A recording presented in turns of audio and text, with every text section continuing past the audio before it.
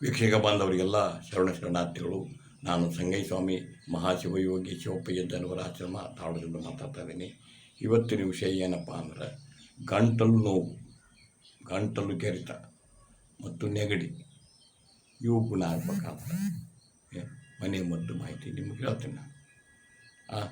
ಪ್ರತಿಯೊಬ್ಬರು ನಿಮಗೆ ನೀವೇ ವೈದ್ಯರಾಗಬೇಕು. ಪ್ರತಿಯೊಬ್ಬರು ಮನೆಯಾಗೂ ನಿಮಗೆ ಸಣ್ಣ ಪುಟ್ಟಕ್ಕೆ ನಿಮಗೆ ನೀವೇ ವೈದ್ಯರಾಗಬೇಕು. ಮತ್ತು ನಿಮಗೆ ಅಡುಗೆ ಮನೆಯೇ ಔಷಧಾಲಯ ಯಾವಾಗ ಅದನ್ನು ಮಾಡಿ ಉಪಯೋಗ ತೊಗೊಂಡ್ರೆ ನಾನು ಹೇಳಿದ್ರು ಸಾರ್ಥಕ ಆಗುತ್ತೆ. ಮತ್ತು ಅದು ಪೂರ್ವದೊಳಗೆ ನೀವು ನನಗೇನಾಗಬೇಕು, ಸಬ್ಸ್ಕ್ರೈಬ್ ಮಾಡಬೇಕು, ಲೈಕ್ ಮಾಡಬೇಕು, ಶೇರ್ ಮಾಡಬೇಕು, ಮಾಡಿ ಹೊರಗೆ ತುಂಬ್ತೀರಿ ಅಂತ ತಮ್ಮಲ್ಲಿ ಕಳಕಳಿಯ ಪ್ರಾರ್ಥನೆ. ಮತ್ತು ಏನು ಮಾಡಬೇಕಪ್ಪ ಅಂದರೆ ಹೇಳಿದ ಕೂಡ ಇಷ್ಟವಾದಲ್ಲಿ ಅದು ಸರಳ ಸಿಗ್ತಾವಳಿಗೂ ನಮ್ಮ ಅಡುಗೆ ಮನೆ ಸಿಗ್ತಾವ ಅಂತಂತೀರಿ ನೀವು, ಅಂಥವ ಹೇಳ್ತೀನಿ ನಾನು.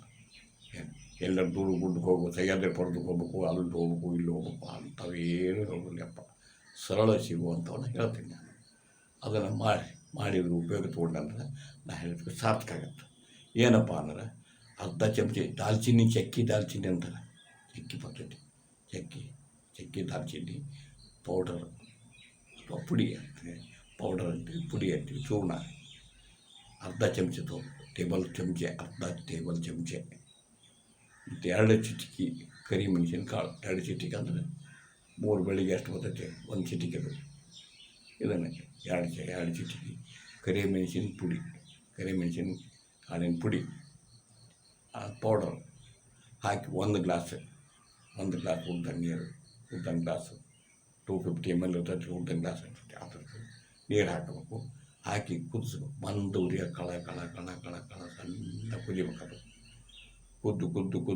ಕುದ್ದು ಅದು ನಮಗೆ ನೀರಿನೊಳಗೆ ಫುಲ್ಲು ಮಿಕ್ಸ್ ಆಗ್ಬೇಕದು ಪೌಡ್ರು. ಹಂಗೆ ಕುದಿಸ್ಬೇಕು. ಕುದಿಸಿ ಅದನ್ನು ಕಷಾಯ ಮಾಡಿ ಕುಡಿಬೇಕು. ಏನು ಕುಡಿಯೋದ್ರಿಂದ ಏನೇನು ಕಡಿಮೆ ಆಕೈತಿ? ನೆಗಡಿ ಯಪ್ಪ ಬಾಣಿ ಸೋರ್ತೈತಿ, ಸುಮ್ಮನೆ ಅಂತ ಹೋಗಿರ್ತಾರೆ, ಇದನ್ನು ಮಾಡ್ತಿರ್ತಾರೆ. ಅದು ಗಂಟಲು ಗಂಟ್ಲಿಗೆ ಏನು ಕೆರೆತಿರ್ತೈತೆ, ಗಂಟ್ಲು ಕೆರೆತ ಅದು ಕಡಿಮೆ ಆಗುತ್ತೆ. ಗಂಟ್ಲು ನೋವಿದ್ರೆ ಅದು ಕಡಿಮೆ ಆಗುತ್ತೆ, ನೋವು ಕಡಿಮೆ ಆಗುತ್ತೆ. ಇಂಥ ಅದ್ಭುತವಾದಂಥ ಕೆಲಸ ಮಾಡ್ತೀವಿ. ಏನು ಹೇಳ್ರಿ, ಅರ್ಧ ಚಮಚೆ ದಾಲ್ಚಿನ್ನಿ ಚಕ್ಕಿ ಪುಡಿ, ಅರ್ಧ ಚಮಚೆ, 2 ಚಿಟಿಕೆ ಅದು 1/4 ಚಮಚೆ ಇದು ಕರಿಮೆಣಸಿನಕಾಳು ಪುಡಿ ಹಾಕಿ 1 ಗ್ಲಾಸ್ ನೀರು ಹಾಕಿ ಮಂದ ಉರಿಯಾಗಿ ಕುದಿಸ್ಬೇಕು.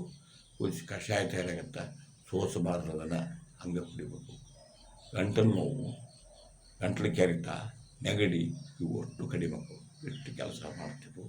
ಅದ್ಭುತವಾದಂಥ ಮಾಹಿತಿ ಐತಿ. ಮಾಡಿ ಇದ್ರ ಉಪಯೋಗ ತೊಗೊಂಡ್ರೆ ನಾ ಹೇಳಿದ್ಕು ಸಾರ್ಥಕ ಆಗುತ್ತೆ. ಮತ್ತು ನಮ್ಮ ಸ್ಲೋಗನ್ ಐತಲ್ಲ, ರೈತನೇ ರಾಜ, ರೈತನೇ ಕುಬೇರ, ರೈತನೇ ಮಹಾರಾಜ. ಇದು ಗಳಿಕೆ ಆಶ್ರಮ ಅಲ್ಲವಯ್ಯ, ಬಳಕೆ ಆಶ್ರಮ. ಮತ್ತು ಇಂಥದ್ದು ಮಾಹಿತಿ ತೊಗೊಂಡು ಬಿಟ್ಟೇಕಿನಿ. ಅಲ್ಲಿವರೆಗೂ ಈ ಸಂಗಯ್ಯ ಸ್ವಾಮಿಯ ಶರಣಾರ್ಥಿಗಳು.